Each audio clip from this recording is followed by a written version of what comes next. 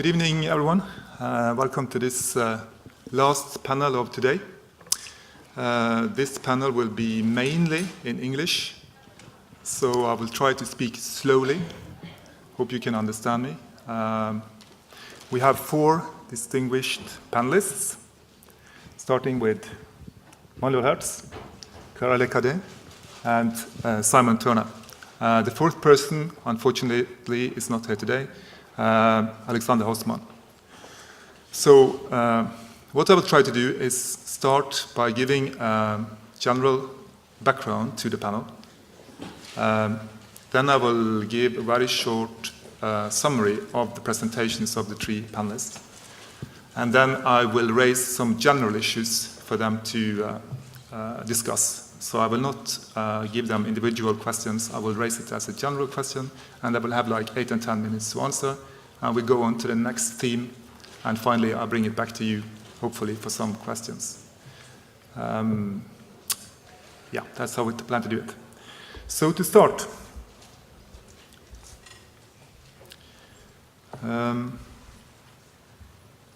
recent decades have seen a proliferation of refugee camps. Today there are more than 1,000 camps in operation, catering for more than 12 million displaced people. The circumstances and features of these spaces vary widely. What we commonly describe as refugee camps may be as diverse as the semi-permanent Palestinian camps in the Middle East, which in truth function as full-blown cities, or temporary shelters set up by migrants in Calais, France, labeled illegal by French authorities, or evacuation centers for victims of Hurricane Katrina in the United States. On other occasions, we choose not to speak of refugee camps at all. In Afghanistan, during the 1980s, the term refugee village was carefully chosen by the authorities to avoid the military connotations of the term camp. In Sri Lanka and Uganda, the terms welfare villages and protected villages were similarly employed when referring to sites hosting, or perhaps rather holding, internally displaced people. The idea of the refugee camp is thus often deeply politically charged and may even be seen as fluid, culturally, temporally, or spatially. Do these spaces have anything in common? As recognized by this panel, refugee camps is not an inevitable response to forced migration and displacement, and the international instruments underpinning the refugee regimes make no mention at all of these spaces. Yet the problem of long-term encampment can now be considered an informal fourth category of the United Nations High Commissioner for Refugees, durable solutions for refugees, as Michelsen has rightly pointed out. Despite the occasional resettlement scheme, in many cases refugees remain permanently and placed in camps, colloquially known as being warehoused. These protracted situations often have devastating human rights consequences, causing some to argue that refugee camps are inherently illegal, and yet others to question the legality of these long-term encampments and advocate for time limits. Today, the average lifespan of a refugee camp is 7 years. 7 years. But the de facto duration of refugee camps is often indeterminate. As such, they exist between the temporary and the permanent. As Michelsen has articulated it, a camp is an emergency intervention that has been on standby for months and years. Although the 1951 Refugee Convention does not once mention camps, they have become the cornerstone of the modern humanitarian refugee regime. Yet, the camps are criticized on several grounds: for perpetuating the refugee problem, for preventing integration into host society, or as potential rebel bases for exiled militia and leaders and cadre.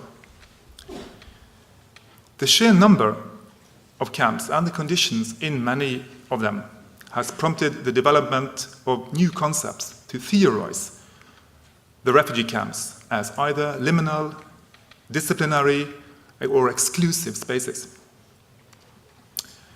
Many scholars have applied the earlier work of Michel Foucault, Giorgio Agamben, and also Hannah Arendt with respect to camps as containment. Foucault has examined the biopolitical nature of refugee camp administration, while Agamben has coined the term spaces of exception, in which refugee camps are frequently administered entirely separate from the activities of the host state, and where the marginalization of the host state's law and law enforcement emerges as a key feature of the camp regime. These approaches have nevertheless been criticized for essentializing and dehistoricizing camps and negating what is called refugee agency. It is precisely this criticism which forms the point of departure for this panel, which revisits a set of concerns that have been neglected in earlier work.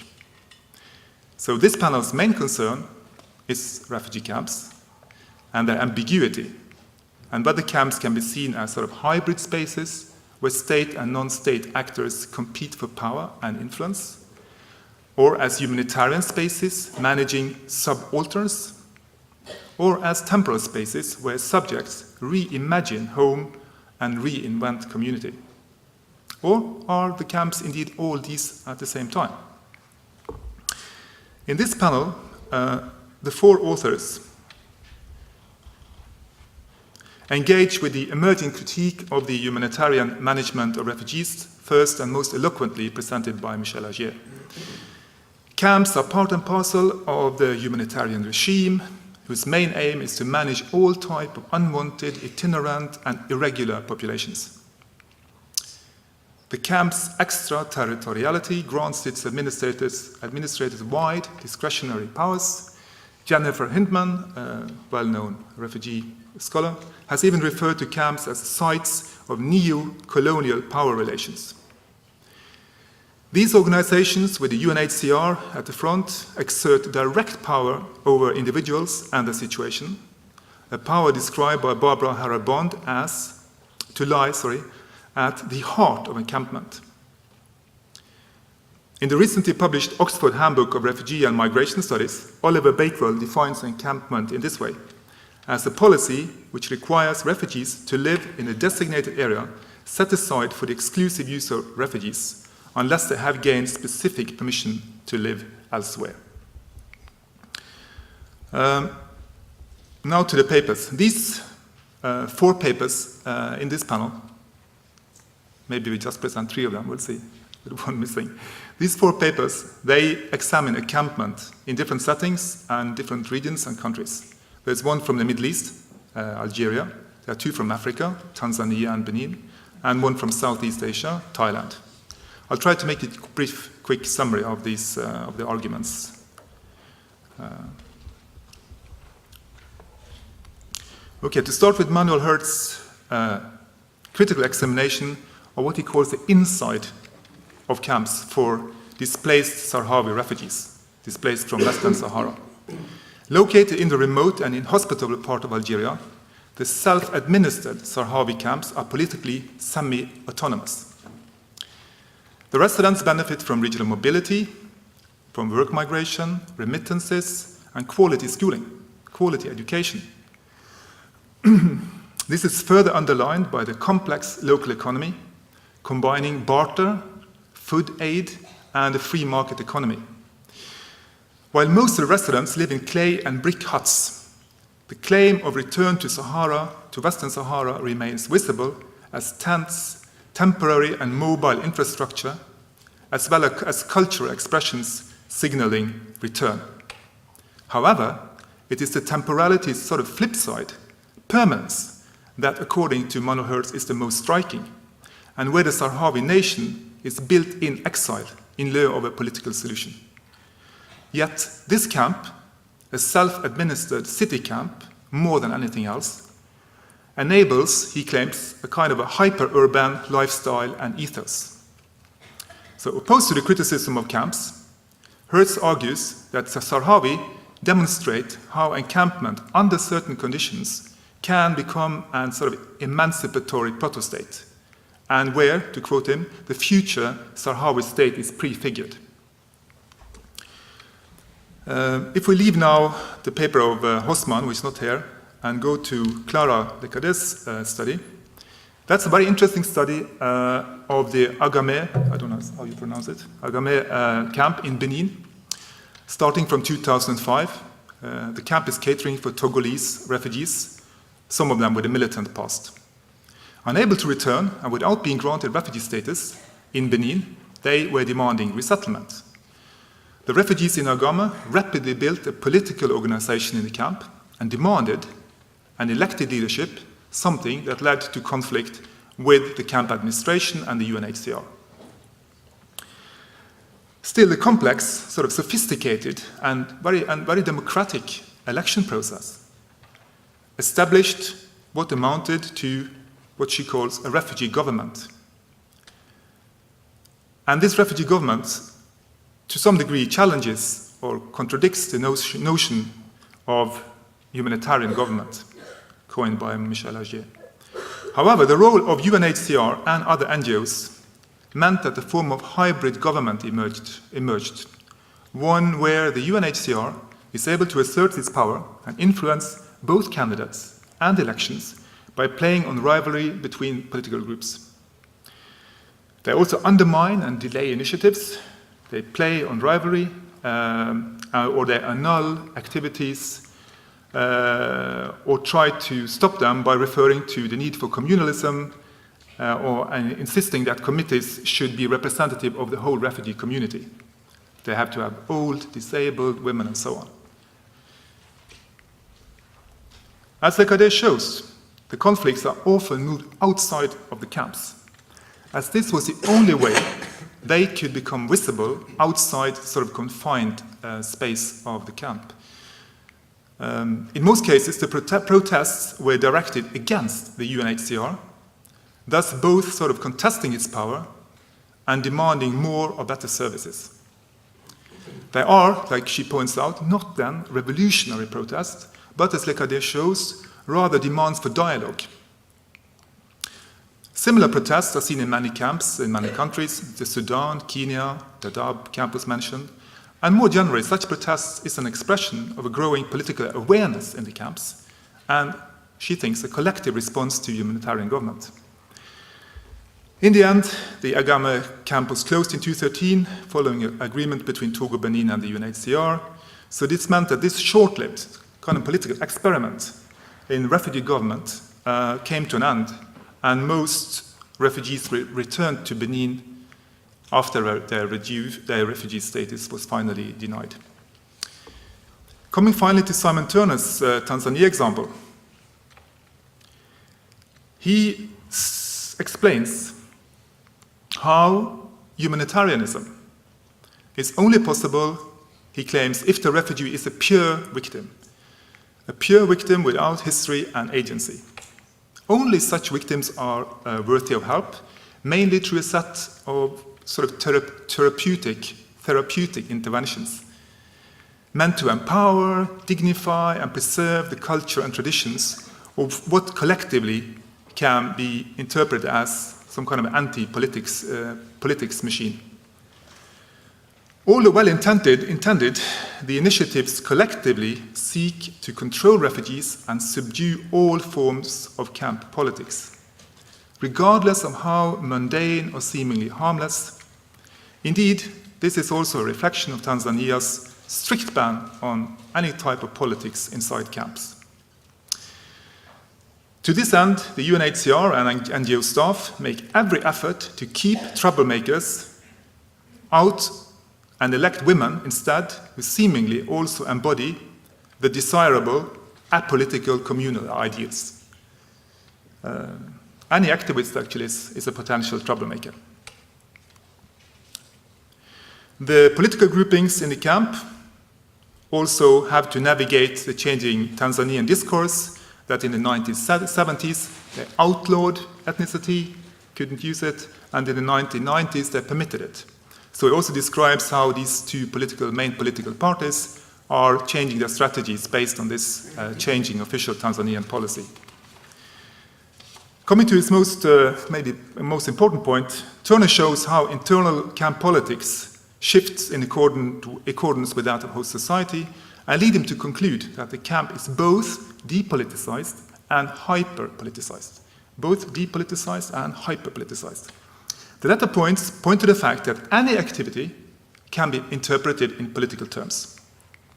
The camp administration prefers pure victims, and I quote him, with no agency, no history, and no politics. In the end, Turner claims that the camp can be seen as an empty container without any pre-given meaning, where all rules and norms are nullified and replaced by the law of the UNHCR, as he says. Now to my first issues I would like to bring up with the panelists. And that's coming back to the main topic, the ambiguity of the camps as an ambiguous political scene.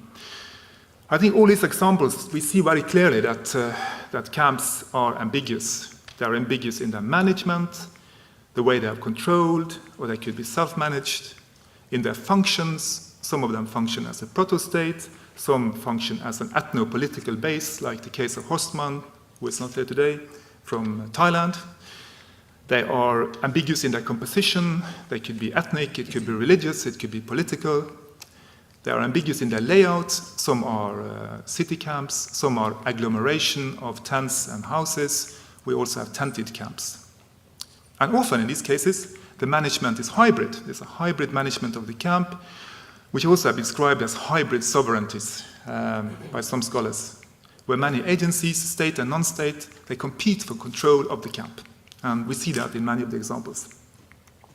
So I think I would like to, the first sort of general issue I would bring up with the panelists is to reflect over what this kind of hybridity tells us of camps. Is it inherent to camps as some kind of spatially segregated form of containment for all type of unwanted people, as Michel Augier has formulated it?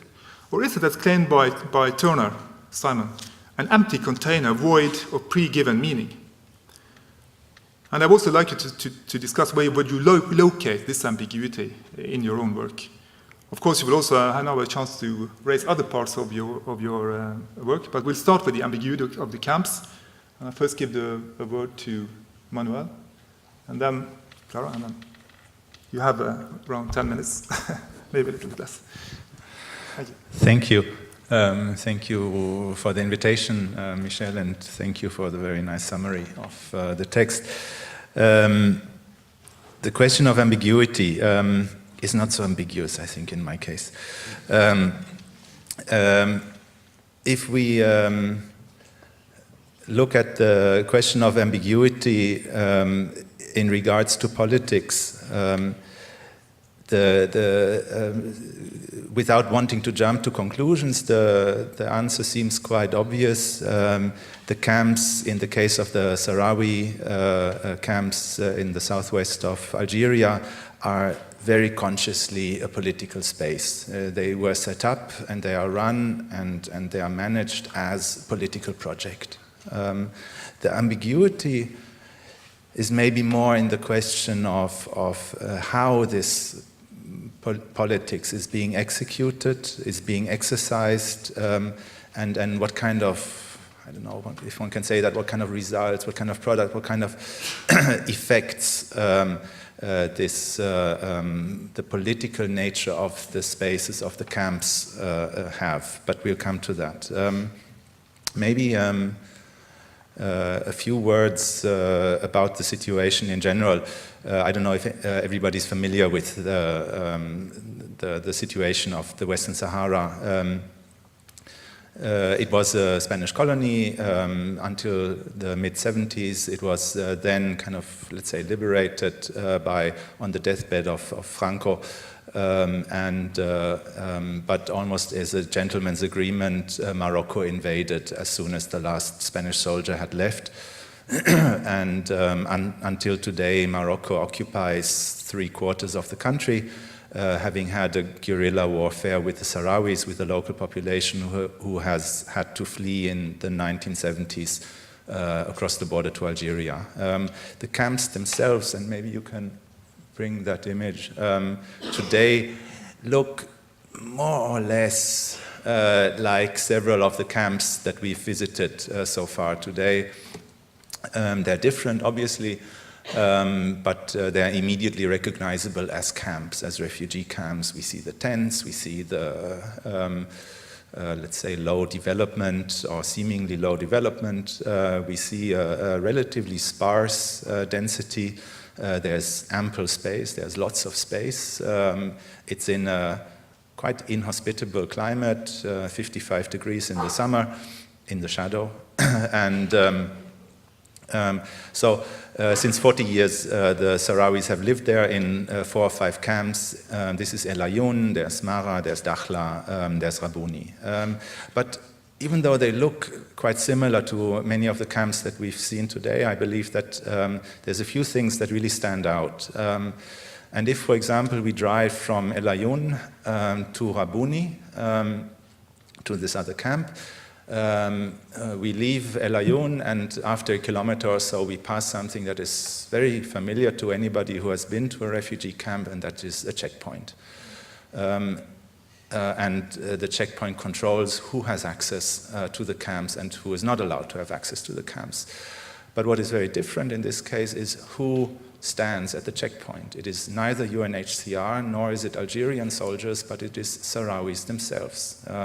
So the refugee population has the power to control who can enter their own camps and who cannot. The camps were set up without support by UNHCR. UNHCR is formally present, yes, but basically they couldn't care less about UNHCR.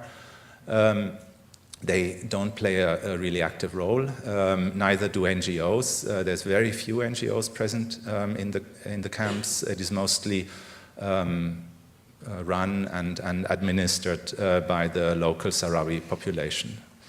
If we then continue driving on the road and enter Rabouni, which looks a little bit different from these houses that you see in the image, they're bigger, and they're not residential buildings, but they're administrative buildings. And when you walk through Rabouni, you pass the Ministry of Interior, you pass the Ministry of Public Health, interesting word, public health.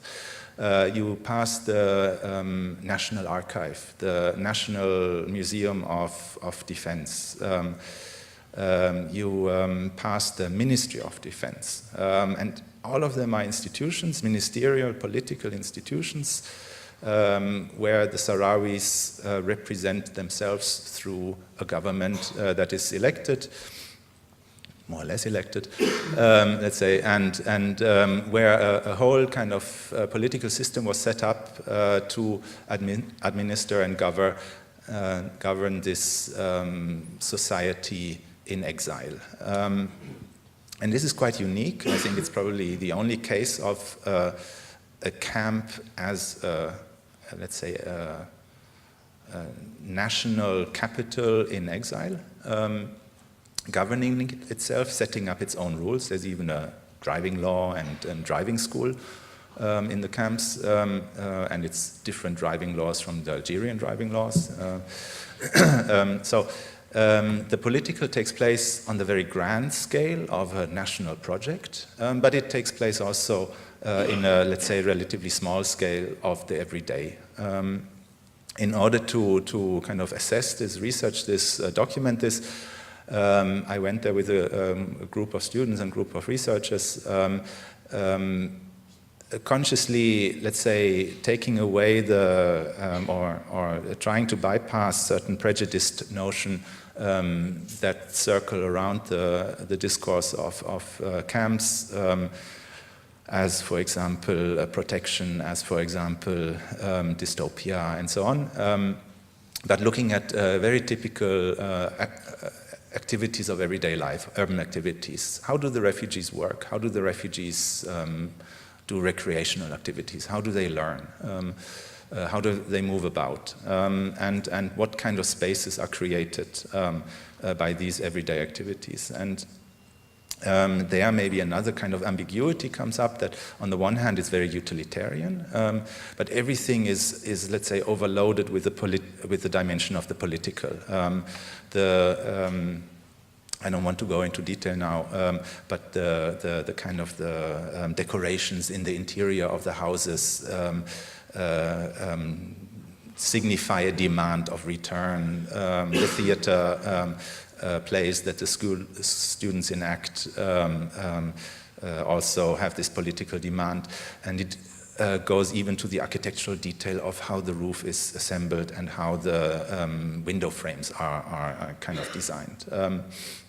So the kind of the political, I would claim, goes from the very small scale to the very large scale, and what kind of emerges is a picture where the camp is consciously used as a political tool, is consciously used as a tool to kind of transform society, because it used to be a rather nomadic, traditional society, which in one day almost, 1975 in December, was urbanized, and they took advantage of this urbanization process to emancipate society, to emancipate the role of the women, to bring in education in the density of the camps that was not possible in the wideness of the Western Sahara. So really grasping the opportunity of living an urban life rather than a rural life, and sort of using the camp as a tool for this social transformation. I think if we look at these images that have been mentioned throughout the day, the images of the camp, yes, it is about temporality. We see that in this image. We see the tents. They signify temporality. They think of these images being mediatized, being kind of spread around the globe.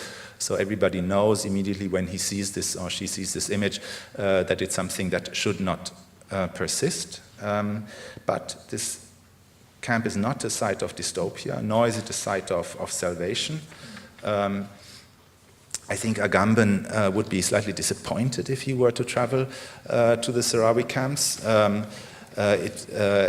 They wouldn't so much support his argument. It is rather kind of grasping the situation of this temporary period which has become extended, and trying to use it as an opportunity to test out situations, to test out different ways of living that would never be possible if one were to remain at home. And that might also not be possible if one eventually returns home. So the ambiguity is maybe also in the types of statehood that are being experimented here. It's not a traditional statehood. We don't have control over territory. We don't have a traditional system of the nation state, but maybe a kind of more ambiguous experimentation of new types of nationhood are being invented here. The same goes for the categories of space, private space, public space. These categories don't really fit anymore if we look at these spaces. Alessandro was mentioning the space of the common and is working on the space of the common. Maybe something similar is being kind of invented here, developed here. So a more ambiguous, fluid type of space that maybe sits in between the private and the public, or sits on another level. So the ambiguity is more kind of lies more in the new categories of space, new categories of nationhood that are being developed as the time in the camp is used as an experimentation phase. And that's what I think is quite amazing about this case, and then I wrap up, that for me, the Sahrawi camps are in a way a proof of concept, that this proves that a different type of camp is possible, can be managed, can be run, with all the dilemmas and contradictions that it incurs. Yes, they have been living there for 40 years, and maybe we come back to that at a second round. And they haven't achieved their goal of return, but they have achieved to kind of develop and invent and sustain a very different type of camp, and that's quite brilliant. Thank you. Thank you. Before giving the word to Clara, I just wanted to give you a very short follow-up question. I mean, is these Sahrawi camps so special that they are sort of exploding the camp concept? I mean, would you, as an architect, describe it as a camp, or would you rather prefer another label for the Sahrawi camps? Is it so special, independent, semi-autonomous that we are pushing the camp concept? That's a short question. I mean, what's wrong with pushing the camp concept? If we look at the two categories that usually oppose each other, the city and the camp, the city stands for openness and for mobility and for heterogeneity, usually, traditionally, and the camp stands for closure and limitations. And I think what this camp, and yes, it is a camp, proves is that these traditional definitions don't really apply anymore. We know, and I don't need to go into that the city becomes ever more oppressing and through techniques of surveillance and so on, becomes less about openings and mobility and more about limitations. These camps have shown how the infrastructure of a camp can be used as a kind of an opening, as a space of emancipation, and so I think the categories can be blurred, and it's good to blur them. Thank you for your comments. I would like to point out a first ambiguity. I think we have been taking in all our discussions the fact that people living in camps are refugees as a fact, as evident, and it's not. Many of the people living in camps are not in a juridical definition refugees. And the Agame camp, which was created in 2005 in the wake of the Togolese post-electoral crisis, is a very strong illustration of the political protest that can grow in a camp about the issue of the status for refugees. Actually, almost as soon as the camp was created in 2005, the refugees, the so-called refugees, expressed a political aspiration to be represented inside the camp in order to dialogue with all the organisms, UNHCR, but also NGOs. And for that, they choose representatives. They later organize elections. They finally elected a president with people in charge of different issues like health, security, education inside the camp. And they had, they were like pursuing some kind of political utopia that they could realize within the camp the democratic ideal that they could not reach in Togo. And in this way, the space of the camp was kind of political experiment itself. Like the camp was offering the chance somehow to create democratic conditions for life.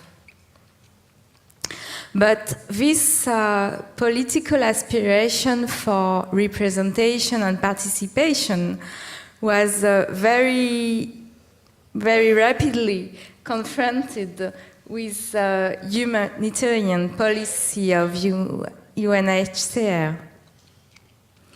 And there were many older events that had shown in Benin that UNHCR was very reluctant about the idea of the politicization of refugees and was trying everything to stop such organization. And refugees inside Agame camp had a main political claim, which was to obtain refugee status. And the ambiguity lies in the fact that the more they were getting organized, the more UNHCR was denying them a status. And the claim they were organizing for was failing, maybe precisely because they were politically organized. And I think it raises more generally a very deep issue about the policy of UNHCR regarding the politicization of people living in camps. And in the history of Agame camp, we see that quite rapidly, after a few years, the government of Benin, the government of Togo, and humanitarian agencies try to do everything to organize the repatriation of refugees. But refugees didn't want, because they were only claiming for a status and claiming to be resettled in some other country, but they didn't want to return. And I think one interpretation of the policy of UNHCR regarding camps is also the will not to maintain protected refugee situation in order to avoid this situation of political tension and confrontation. And I also think that an interpretation that can be made of the demolition of this Agame camp in 2013 lies in the fact that humanitarian agencies are very reluctant about keeping in the long term such a camps in order to avoid the recreation of political communities in host countries or whatever. So I think the idea of refugees, political organizations runs counter the idea that camps are only under humanitarian governance, and that we can observe in many contexts of camps such situations of political confrontation between refugees and humanitarian agencies UNHCR, and it somehow contradicts the idea that the humanitarian regime is unilateral and has got absolutely no opposition. I think the reality of camps is much more conflictual and constantly confronted with such political aspirations.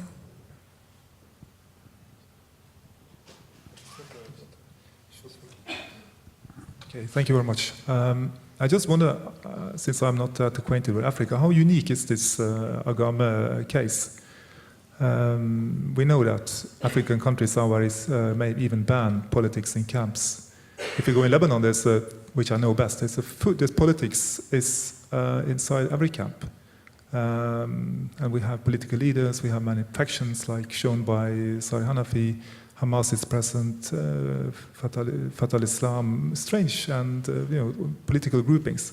So, what is the situation in the area you study? How unique is this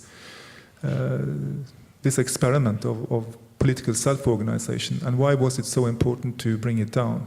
Was it because you say that they could be a future political community and create problems, or was it the Togo-Benin link that was the most important? Many questions in one, actually. Sorry. For sure, it involves multilateral state relationships. In this case, the government of Togo was pushing the government of Benin to bring back the refugees, and after there was an agreement signed between Togo, Benin and UNHCR to bring back the refugees in the process of voluntary repatriation. So it's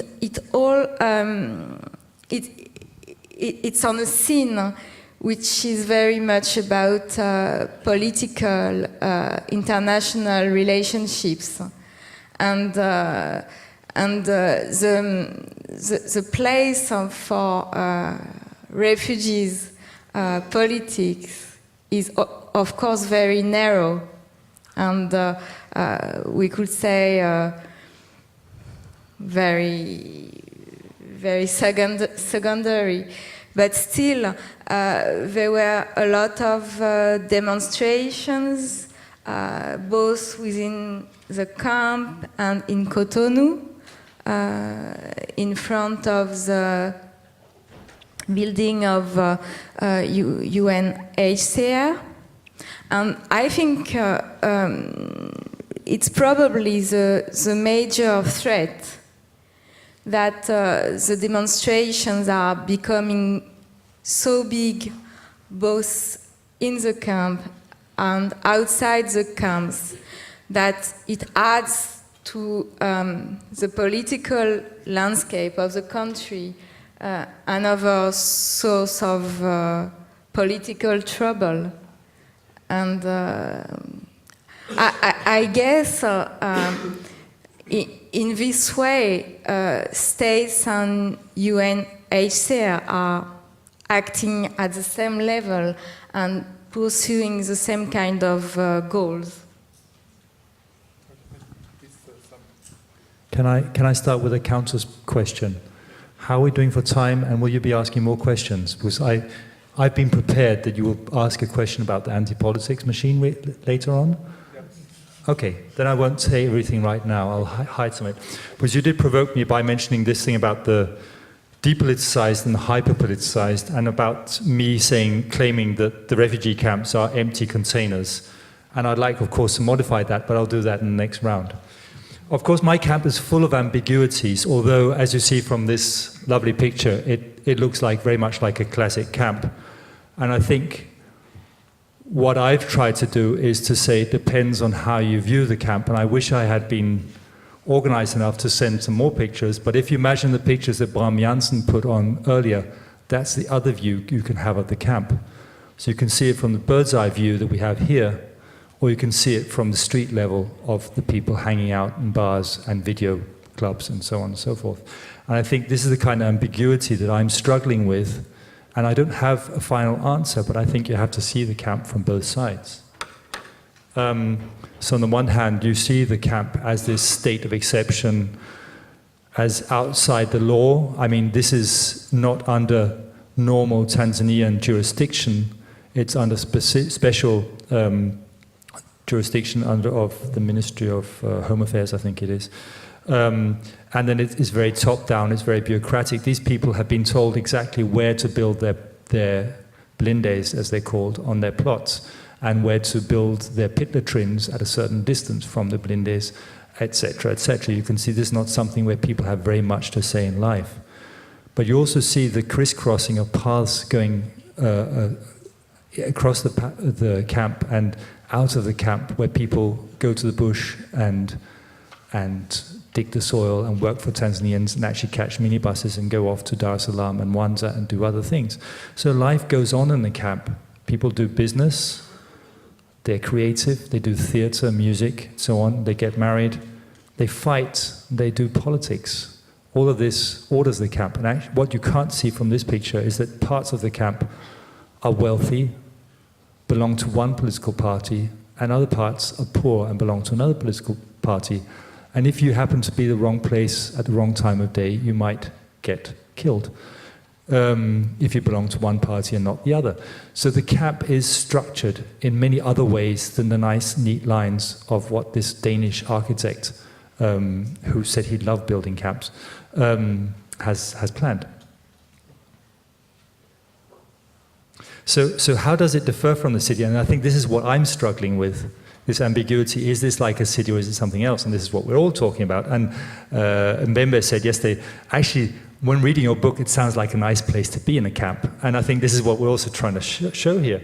And maybe to shed a bit of light of this, I'll talk about something else than what I've written about the camp, because I later did fieldwork among some of the exact same guys and girls who had left the camp and gone to live in Nairobi. And one of my main questions to these people was, why did you come to Nairobi? You have no legal protection. The police are harassing you all the time. You have no income. They used to say we live off miracles. Not quite true, but still, they had no secure income. They had no health system. They came from a camp where they would get food, they would get health, which was much higher than the villages around them, and they had some kind of legal status. And one of the things I've been working was the concept of hope. Hope is a way that you can guide your present towards your future. It's the idea that maybe my future will be different, although the odds are very low. And this is what people said maybe in different words, was that in the city, their future could be different. And this guy told me, in the camp I can have so much firewood, so much food, so much this, but what will I be? I will just be like the devil, I think he says, or something like that. But so there's this idea that the security and the predictability of a refugee camp actually kills your idea of moving forward to the future. Again, this can be modified because things did go on in the camp, but I'm just trying to say that maybe this is what, for these people at least, distinguishes between the camp which offers some kind of life in the present, but it becomes biological life. Whereas if you go to the city where you have no security, you might see a future, and I think that's very important for people. Okay, I'll go to my next set of questions, which is the camp as an anti-politics machine. In several of these studies, the UNHCR figures as what has been labeled an anti-politics machine. Camp politics may not only be banned in the host country, but all attempts at setting up democratic self-rule or self-governments in camps are put down. To the degree that any subversive activity, however well-intended, represents a dangerous challenge to camp authorities. Thus, in the sort of camp narrative, the UNHCR emerges as a villain, a despotic agency subduing politics and undermining democratic self-organizing to preserve the natural order of things, if we should paraphrase Lisa Mulkey. So what does this tell us, not only of the ambiguity of camps, but of the UNHCR? And why can the UNHCR not only help, why can the UNHCR only help the perfect victim without agency? And what is the consequence of this for humanitarian encampment? I'll put this back to Simon. Sorry if I misinterpreted, took your thing out of context, Simon, but now you have a chance to have a second go on this, on the anti-politics machine, which is very much a central feature of your paper. So please, if you could start. Well, I think I like the idea of the anti-politics machine because this is, I mean, with a Foucauldian perspective, looking at the kind of governmentality that's taking place in the camp.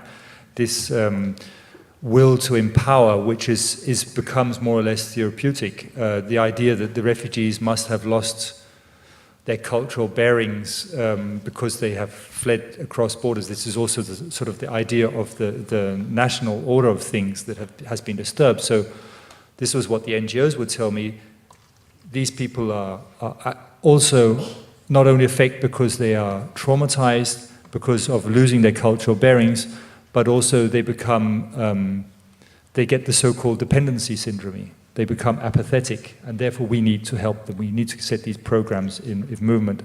And as you rightly say, that it becomes this feminization and you know, the idea that women are better at this than men, for instance, and that everyone has to be represented. Someone mentioned that earlier today. What I like to respond on, and I think continuing on the ambiguity, is how much does this defer to the same kind, with the anti-politics machine is James Ferguson working on development projects in Southern Africa. How much does this differ from other development projects? How much does it differ from the kind of creating democratic citizen subjects in Western northern countries? And I'm not quite sure. I think there are many similarities, and it was very seductive to use these terms, but there are also differences. First of all, between it's as if there are limits to it. It's not as if you're trying to create real democratic citizens as you would when trying to empower the poor in the UK in the 19th century, for instance, which people have also studied in similar manners. And it has more of a colonial twist to it, I would say, and this authoritarian twist to it. And I think the idea about seeing refugees as these pure victims, so drawing people like Fassin, Rancière, Fassin talking about the wounded body rather than the political subject, and also how that, Bram mentioned earlier, how this creates certain voices. I mean, then you have to play along with the game of being the vulnerable, or the multiple vulnerable, or of this kind or that kind. And then also this fact that the camp is seen in the eyes of temporariness, it's temporary, and also of the emergency, drawing on people like Peter Nayas, who says that humanitarianism is very often framed within the idea of emergency. Because it's emergency, we are allowed to do things we would never have done otherwise. We can tell people exactly where to put their pit latrines.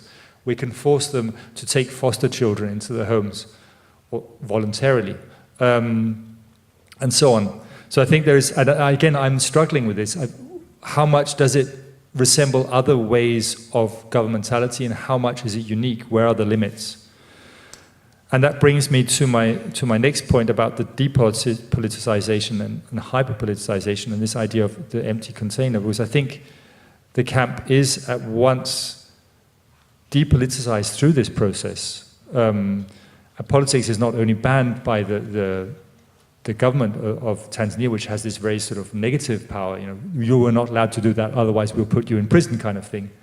And then through the caring power of the NGOs and the UNHCR, who try to create these citizen subjects who are more concerned with the community as a whole rather than pursuing political goals. I mean, they clearly tell them, you should not pursue politics when you take office as a community leader in the camp. So it's a depoliticization taking place, but at the same time, the camp was saturated with politics, just like you say, and lots of the others say. In this camp, you could not do anything without saying, well, I belong either to Party Hutu or to CNDD, the two competing things. You couldn't go to the hospital because the guys there would belong to the CNDD and you happen to belong to Party Hutu.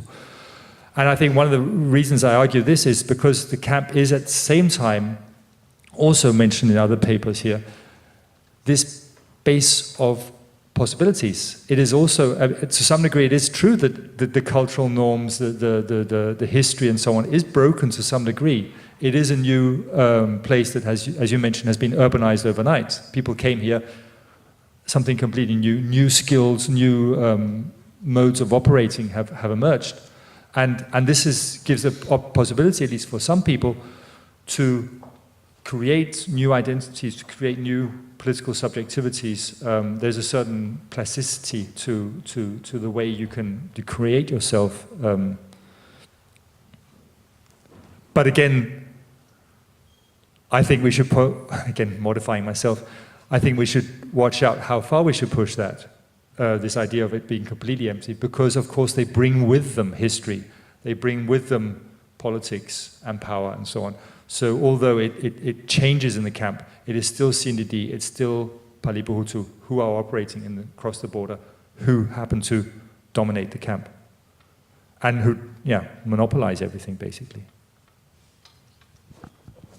Please, Clara, you can continue. Yeah, to put some more complexity into what I said before, I would say that humanitarian governance is tolerating and even encouraging refugees' politics if it goes with humanitarian norms and standards.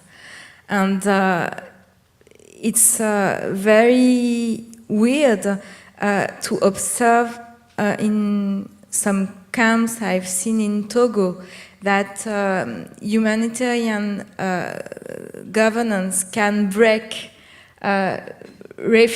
elections organized by refugees, but instead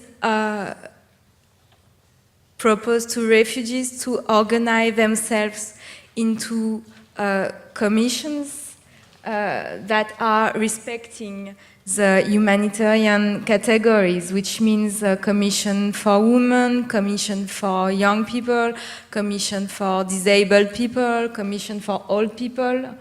And this is a way of representing refugees that humanitarian governance is totally okay with. But so it's weird to observe that sometimes in camps you can see as a result that the refugee politics is some kind of hybridation of like regular governmental policy and humanitarian standards, humanitarian concerns, and that it will not be only the result of an election, but also the idea that the most vulnerable people must have a specific representation. And so I think in this respect we can really think that the camps are representing some kind of experimental way of creating politics, because it takes from the regular norms of, let's say, democratic, liberal countries, but it also integrates some humanitarian values and categories, and it's kind of a mix-up of all these things, which creates something quite unobserved somewhere else.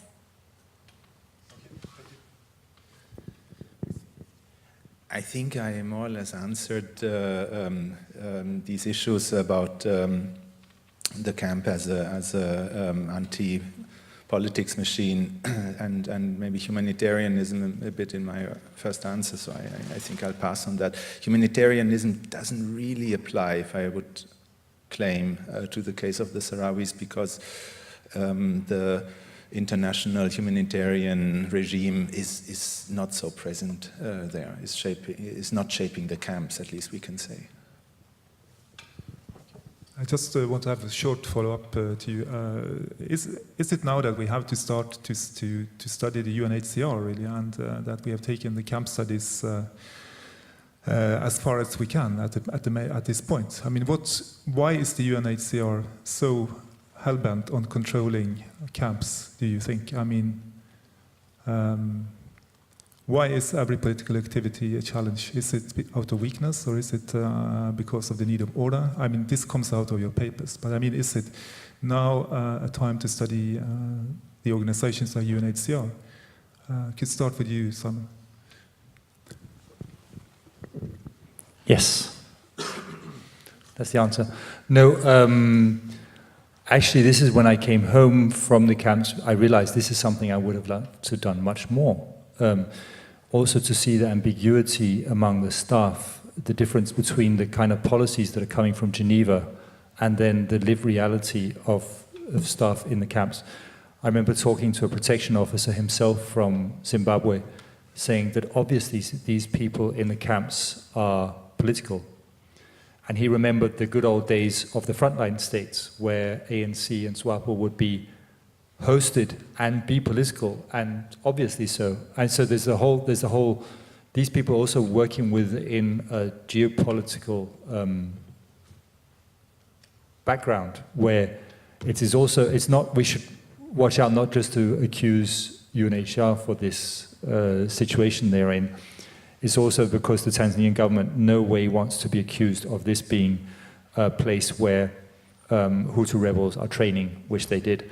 So UNHCR is limited, and I think the individuals can see that. There was also a very big difference between the way staff interacted with refugees. I've seen appalling attempts to so-called empower refugees through these programs, which has been so embarrassingly top-down and clumsy, and other attempts where there's a very different kind of communication. So I think doing ethnographic fieldwork, not just a policy analysis of why they do this and what does end up, but actually to do the ethnography would be fascinating, probably very difficult because people like them, us, don't like being studied.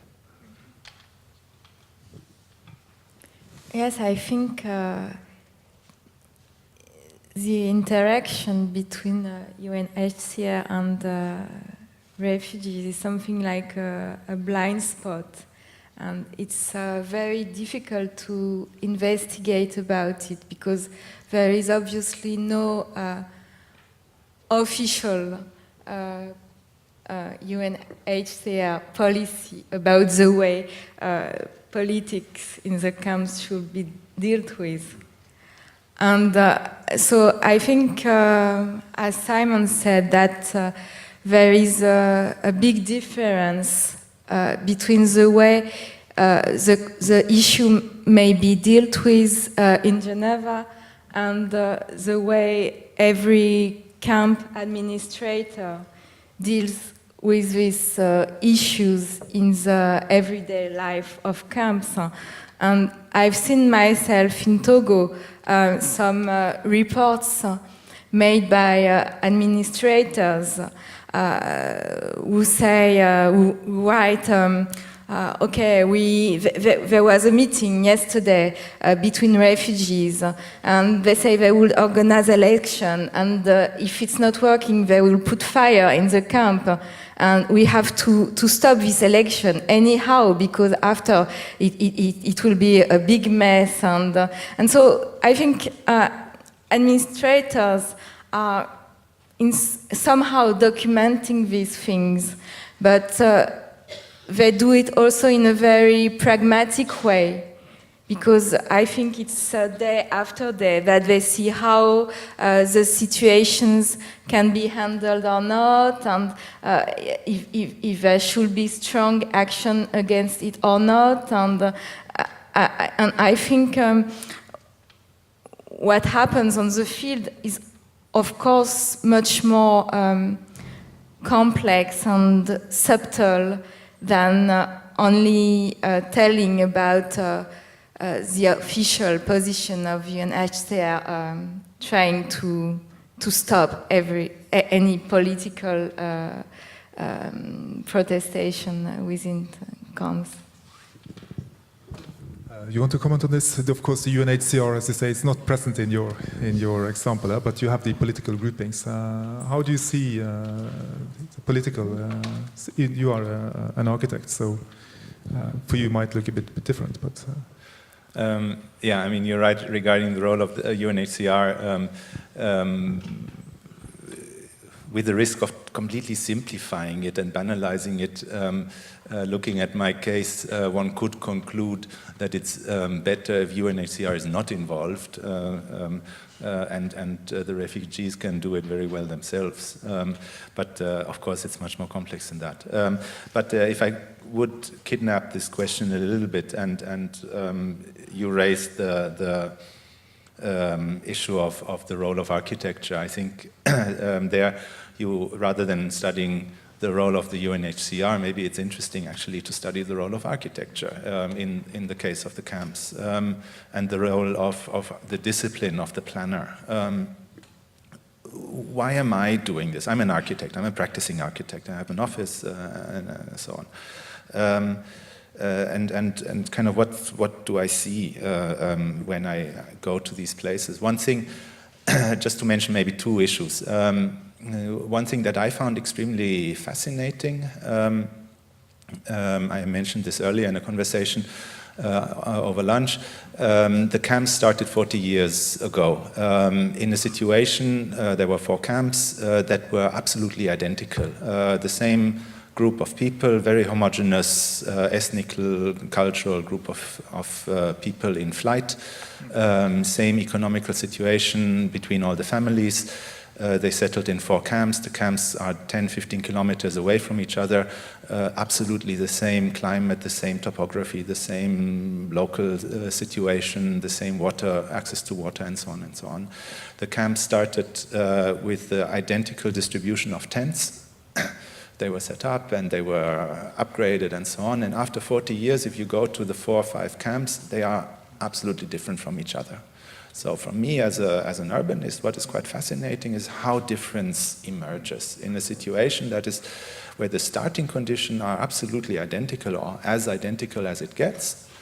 Local culture suddenly emerges. No? The way that they do windows in El Ayoun is different from the way that they do windows in Dakhla. It might seem totally irrelevant or just a detail, but I think it's super important and super fascinating that suddenly local culture, local trends, local fashion emerges. And it's almost like a laboratory of how urban difference kind of emerges under a test tube. This is one thing that, from the perspective of urbanism, I find fascinating. And the other thing, and maybe I jump a little bit too fast there, is the role of and the responsibility of planning. When we look at the camps, disaster has been averted. No, there's no one dying. I mean, of course, people are dying in the Sahrawi camps, but there's no cholera epidemics. There's no Ebola epidemics. There's no hunger. There's no one is dying of thirst. Actually, the life expectancy in the Sahrawi camps is higher than in all over the Maghreb. The literacy rate is higher than all over the Maghreb. So the management of the camps is, if one can use that word, highly successful. But isn't that also part of the reason why the underlying conflict is not resolved? Isn't architecture / planning / urbanism replacing a political solution? Isn't there this incredibly tragic, almost, dilemma of camps running rather successfully, if one can use that word, that actually prevents or that takes pressure out of the system, that allows the Western world to focus on other catastrophes, on other crises. No one is really interested in the Western Sahara anymore. Does our discipline, does the kind of success in planning have a role in that? I don't have an answer, and there is no clear answer to that, but I think it challenges my discipline quite a lot, and that's what I find intriguing. We come to the last round of questions. Manuel brought up the issue of the future of camps and how they're organized. And I wanted the last question for the panel, very quick round, would be on what is the future of camps? We know that UNHCR have introduced a new sort of policy of camps where the main response is now going to be no camps. So I would like them to use the last 2-3 minutes each to reflect a little bit about the future of the camps in the areas where I work. And then after that we'll break and we'll take a few questions from the audience. So maybe you could finish with something about how you see the future of camps, the new UNHCR policy, and what this might bode for the future of encampment in the regions. Thank you.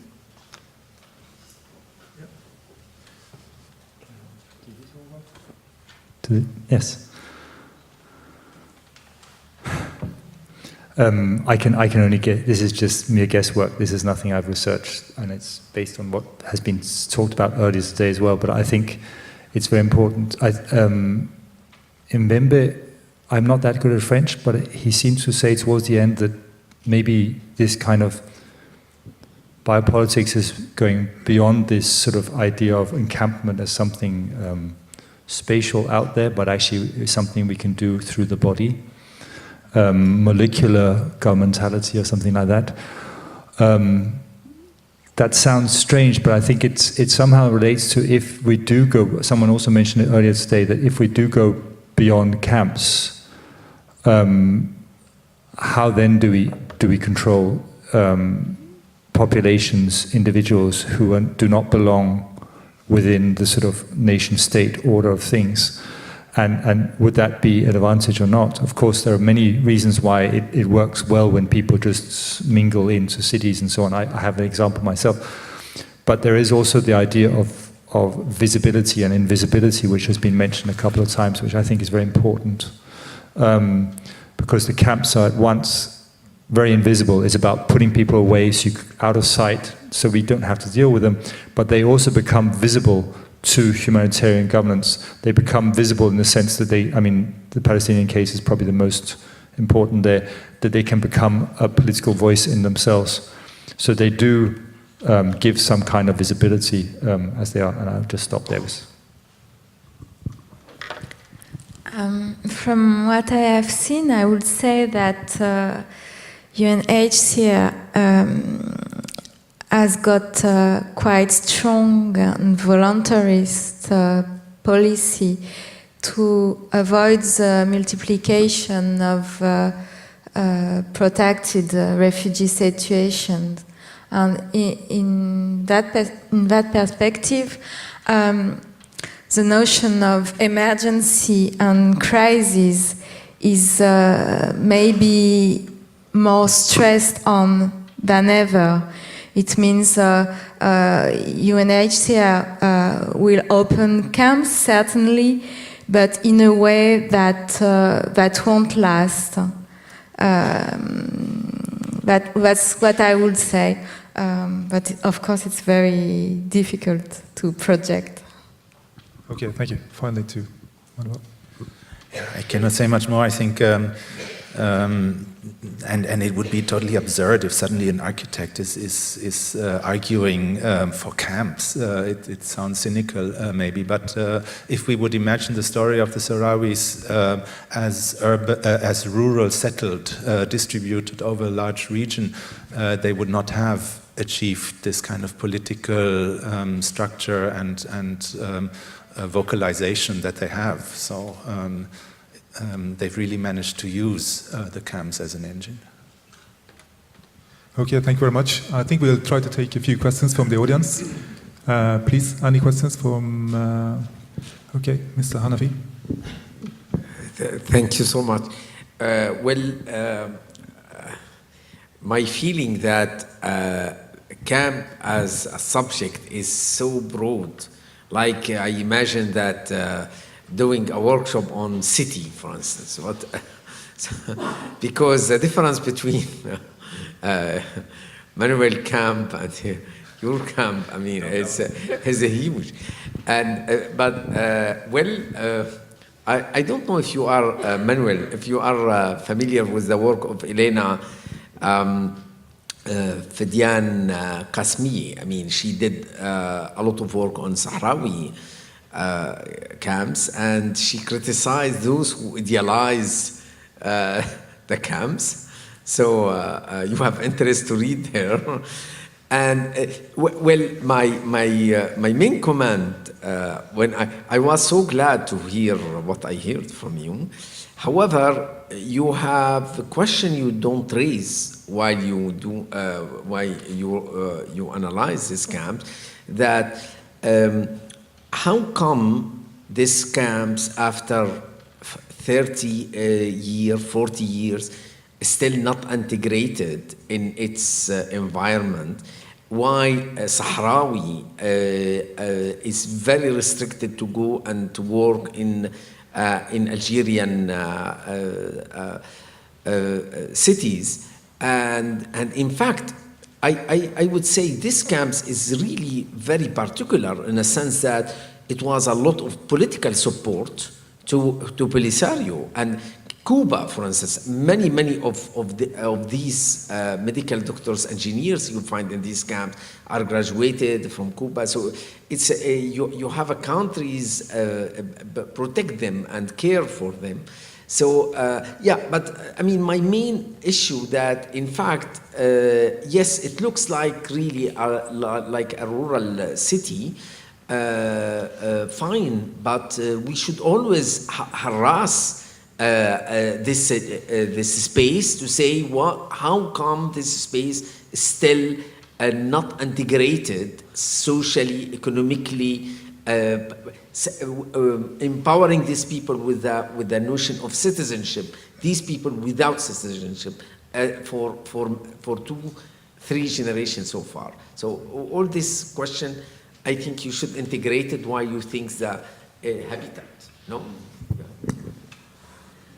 The question of integration is an interesting one, because I think it's the geography of that integration is highly complex. You mentioned Cuba, you mentioned Syria, and this integration is not only kind of taking place locally, let's say within the next 50 kilometers around the camps. The next town, Tindouf, is smaller than the camps themselves. We have that condition often. But the integration takes place in kind of support networks, education being offered for free in Cuba, by Spain, the refugees traveling over the summer to Spain, coming back with money. So there is a huge support system. I didn't say, and I hope it didn't come across that the camps are kind of self-sustaining, that they support themselves and that they kind of are that they feed themselves. They are hugely dependent on WFP and so on. But I think the integration is less on a purely local level of within the next 50 kilometers, but within the next 5,000 kilometers in different scales. That's a very interesting selection of course, actors who support them. But there is this integration taking place, absolutely. Okay, thank you. One more question for the panel? Behind there, yeah. Thank you. Carmelie Randoust. I'm just coming from a master in Trinity College Dublin in International Peace Studies, and before that I was working 4 years in the UN headquarters. So this panel and the panel that we had previously is very interesting because each of the researchers that we had before us really shows us the capacity, the human capacity of these so-called victims to take ownership of the intellectual, social, economical development. And as it was mentioned earlier, each camp is so different that it's even difficult to compare them one with the next. But truly, I think that each of the cases, 6 cases that we have before us this afternoon, truly show us how we have to give more credit to these people and how these people are actually exactly like us and have an intellect and can actually take ownership and have the capacity to do so. So this is a mini comment that I had. And another mini comment that I had is that I think that the time that we took to talk about UNHCR throughout the colloque so far do not do justice to us talking about how this morning Alessandro was talking about how can we participate more in the transformation of the camp. I think that that was a good question and a good conceptual framework. How can we all contribute towards the transformation of the camp? And the panel really helped us to move our understanding of what a camp means. No? So my question to you, I think Manuel touched upon it, but I would like to ask the 2 other intervenants, if you could leave with one question after your research done in these 2 different camps, if you could leave with one question that you would like to learn more about, what would it be? Okay, great. We have 2 of you.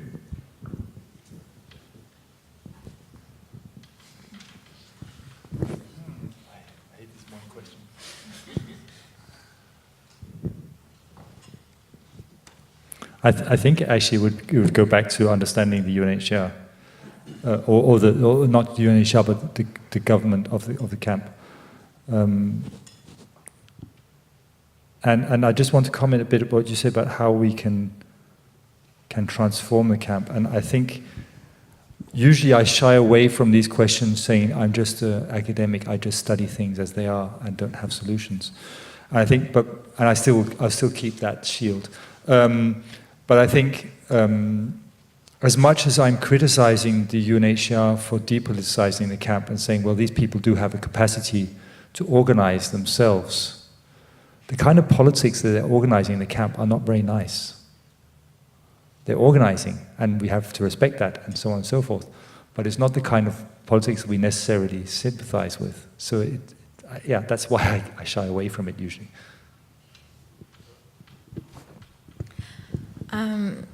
There is one kind of transformation I was thinking of is material transformation of the camp by refugees themselves. And for example, in Benin, in Agame camp, the refugees built their own houses in Banco. I don't know how you say this in English.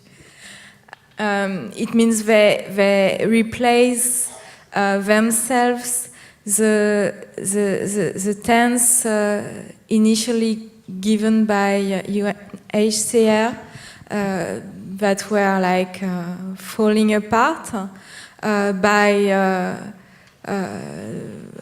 real houses that they built themselves.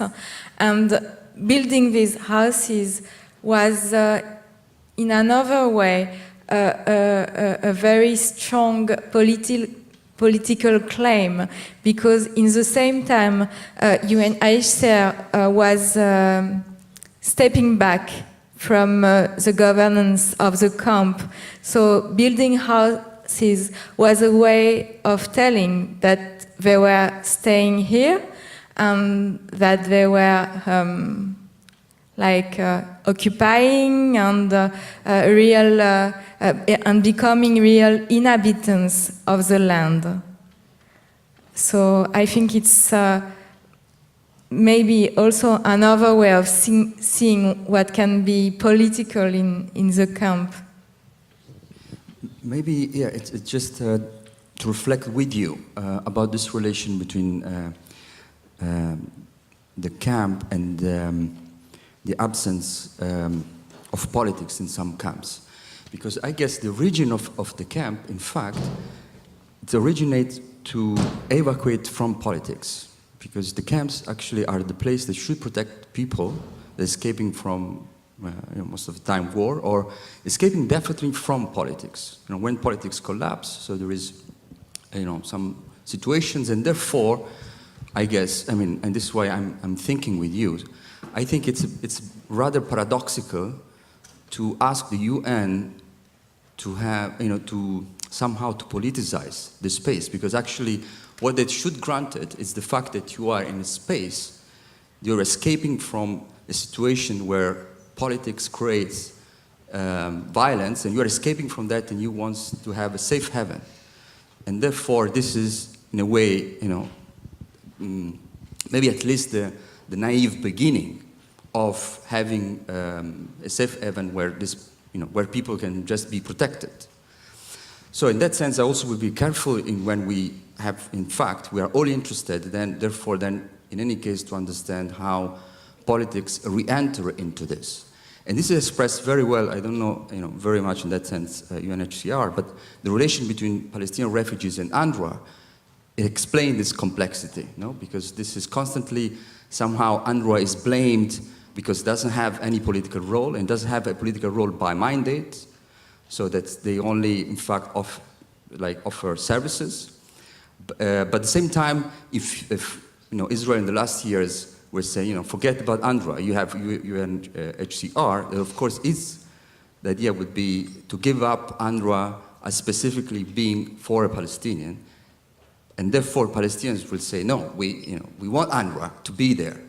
So I think this is why it's a bit complex and in a sense and tricky relation, and I think we have also to be careful in that sense also to somehow ask this agency to do something that maybe at the end they are not they are supposed to do maybe something else, maybe I don't know if this would be the case, and connected a little bit to that, and maybe sorry now is gone, but I always get confused, or at least I wanted to understand more where if really the future would be, as Sari was saying, that the people in the camp that just should ask, a citizenship, Because this is, I don't know, maybe we can look in this in a different way, but as the way I understand it, this is just simply the idea that, they will be normalized in that sense, which is one way of thinking, but I guess one possibility, one question will be also what the city can learn from the camp, and more specifically from the idea of taking refuge.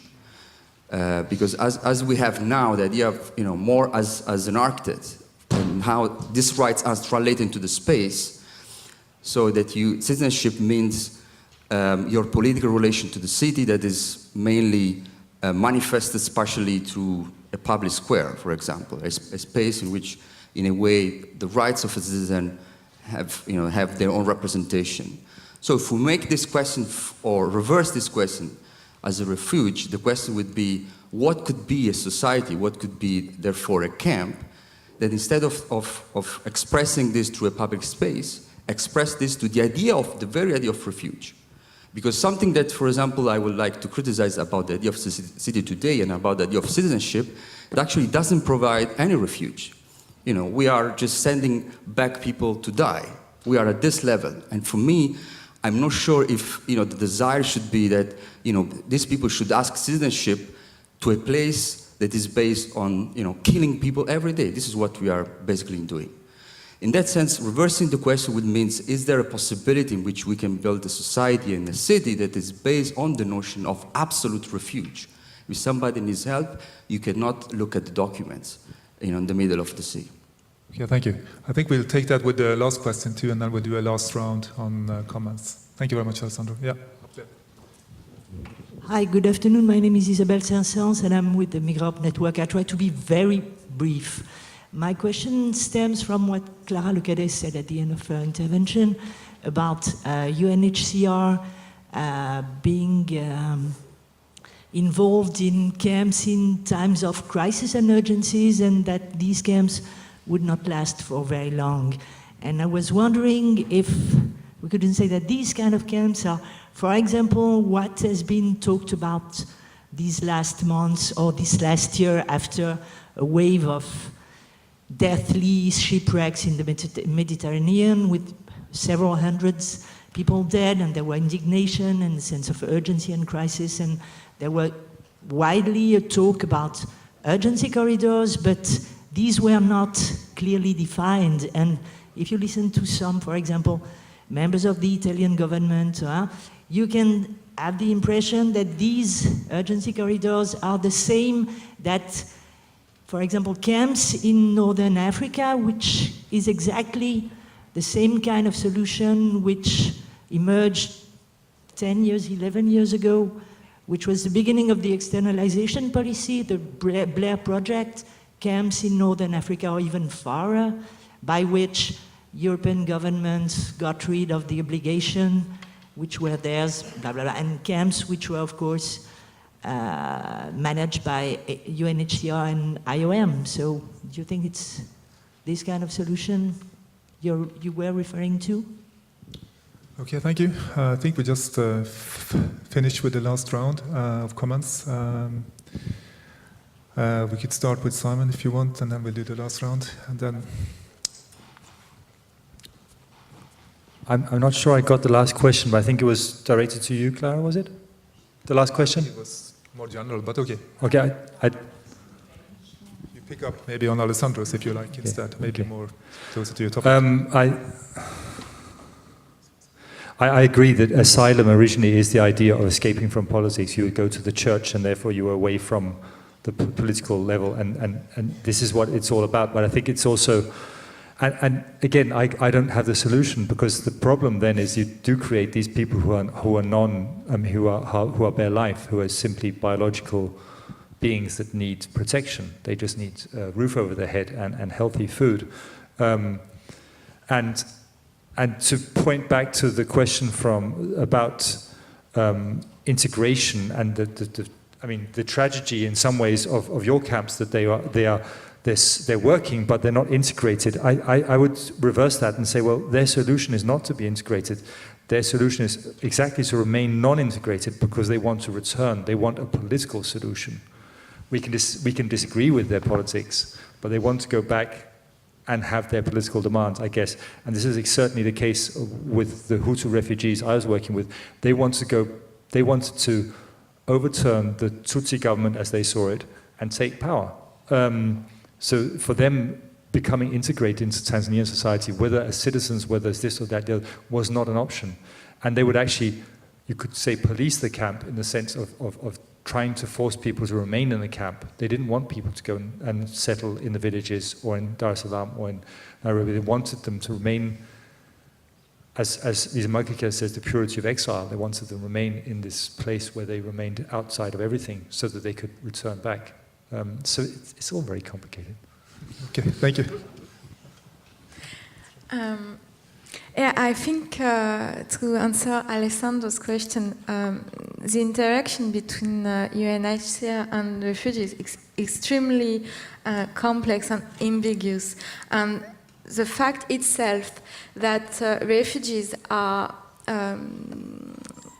making political claims addressed to UNHCR shows that they completely recognize and legitimize its existence. I mean, we are not in a scenario where refugee would ask for the destruction of UNHCR.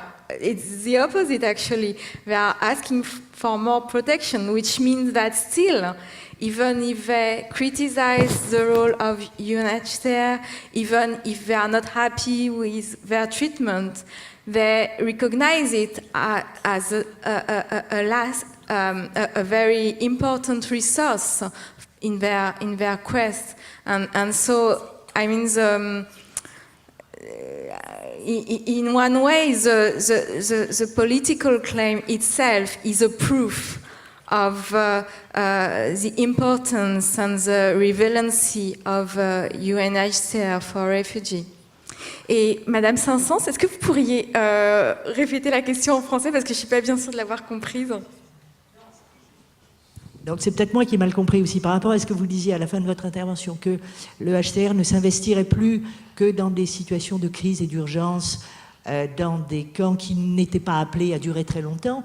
Est-ce que vous faisiez entre autres référence, est-ce que dans cette catégorie rentreraient les camps dont il semblerait être question quand on parle de corridor humanitaire, c'est-à-dire ce dont on parle depuis un an, la vague de naufrages meurtriers qui ont eu lieu en Méditerranée ont provoqué indignation. Et on a beaucoup parlé de corridor humanitaire sans qu'il soit jamais très bien défini par les personnes qui en parlent, qu'il s'agisse d'associations ou de gouvernements ou de l'Union européenne, exactement ce dont il s'agit. Quoique on peut avoir, ou on peut craindre si on est un peu parano, que ces corridors humanitaires ne se limitent à simplement empêcher les réfugiés ou les migrants, enfin, sans faire de distinction entre les deux, de traverser la Méditerranée à leurs risques et périls, et donc d'établir des camps en Afrique du Nord qui seraient gérés par le HCR ou l'IOM. Mais est-ce que ça ne ressemble pas à ça, enfin, c'est mon commentaire, ou notre commentaire, puisque je suis membre du réseau Migrants-Europe, aux politiques d'externalisation telles qu'elles ont été défini pour la première fois par le projet Blair en 2003 et établi ensuite, c'est-à-dire une façon pour les États européens de se libérer des obligations qui leur incombent en fonction des textes internationaux qui font partie, etc. etc. Voilà. Oui, très brièvement. Il me semble, mais c'est une impression, hein, il faudrait évidemment trouver un certain nombre d'arguments empiriques, mais il me semble quand même que les investissements prioritaires du HCR, c'est à la fois effectivement de créer des camps dans des contextes d'urgence et par ailleurs de maintenir des formes d'assistance et de présence auprès de tous les camps de réfugiés plus anciens dont on a beaucoup parlé au cours de cette conférence, qui nécessite de fait de maintenir des formes d'assistance, etc. sur le long terme. Mais j'ai l'impression que la tendance actuelle, c'est quand même justement d'éviter la multiplication de camps et de camps d'une taille importante qui s'inscriraient dans la durée, etc. Et par ailleurs, il me semble que les camps qui sont ouverts par l'OIM, le HCR, etc., dans les pays d'Afrique du Nord pour éviter les afflux de migrants vers l'Europe, etc., correspondent d'une certaine manière à la même logique d'encampement que celle défendue par le HCR dans les contextes plus classiques de prise en charge des réfugiés, quand, dans le cadre du Togo, du Bénin que je connais mieux, on ouvre des camps pour les fermer quelques années plus tard et organiser un rapatriement volontaire parce que à la fois les gouvernements et le HCR considèrent que les contextes d'origine des réfugiés se sont stabilisés et que du coup ils peuvent rentrer dans leur pays. Par exemple, je pensais en entendant à votre question au camp de Choucha, qui est en train d'être évacué. Il y a d'ailleurs eu des pétitions qui ont circulé pour éviter qu'il ne soit démantelé. Je pense qu'il y a pas mal de cas en ce moment de camps qui ont été comme ça ouverts en Afrique du Nord dans une époque assez récente, qui sont très rapidement l'objet d'une reprise en main assez virulente de la part à la fois de l'OIM et du EHESS pour que justement ça ne dégénère pas ou ça ne se transforme pas en des situations de longue durée ingérables. Et d'ailleurs, je pense que toute la protestation qui a émergé à l'intérieur du camp de Choucha à l'initiative des réfugiés est d'une certaine manière et malheureusement une raison supplémentaire pour l'OIM et le EHESS de demander son rapide démantèlement. Enfin, je ne sais pas si vous serez d'accord avec cette interprétation, mais... Okay, thank you. Any last comments, Manuel? You would like to comment on Patti? Very briefly, I think the idea that Alessandro brought up is very beautiful, of a place where no one has a right to check you for papers. Of course, we shouldn't romanticize camps. I completely agree with Sari. But as a footnote, why should the Sahrawis accept Algerian nationality?